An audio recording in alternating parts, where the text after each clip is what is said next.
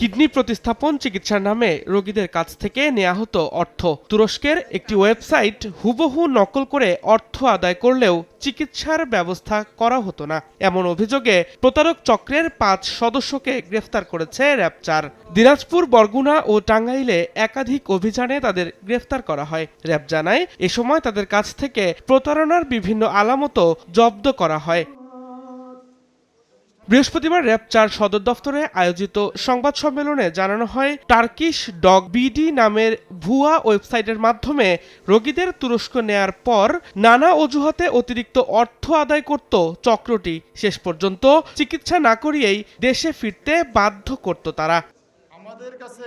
প্রাথমিক তদন্তের বরাতে র‍্যাব জানায়, এভাবে প্রতারণার মাধ্যমে রোগীদের কাছ থেকে প্রায় অর্ধ কোটি টাকারও বেশি আদায় করেছে চক্রটি।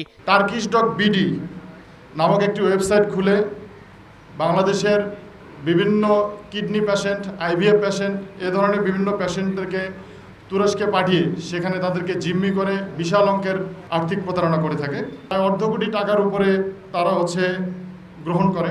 এদিকে রাজধানীর ডেমরা ও যাত্রাবাড়ী এলাকায় আলাদা অভিযানে অস্ত্র ও মাদক সহ ৩ জনকে গ্রেফতার করেছে র‍্যাব ১০। উদ্ধারকৃত মাদকদ্রব্যের বাজার মূল্য ৪০ লক্ষাধিক টাকা বলে জানিয়েছে র‍্যাব। ৩,৮৬৫ পিস ইয়াবা উদ্ধার করি, যার আনুমানিক মূল্য প্রায় ১২ লক্ষ টাকা, এবং ২৮১ গ্রাম কথিত হিরোইন উদ্ধার করতে সক্ষম হই, যার আনুমানিক মূল্য প্রায় ২৮ লক্ষ টাকা। গ্রেপ্তারকৃতদের বিরুদ্ধে একাধিক মামলা রয়েছে বলেও ব্রিফিংয়ে জানানো হয়। নির্দেশনা এবং পৃষ্ঠপোষকতায় দিন মোহাম্মদ সাব্বির, সময় সংবাদ, ঢাকা।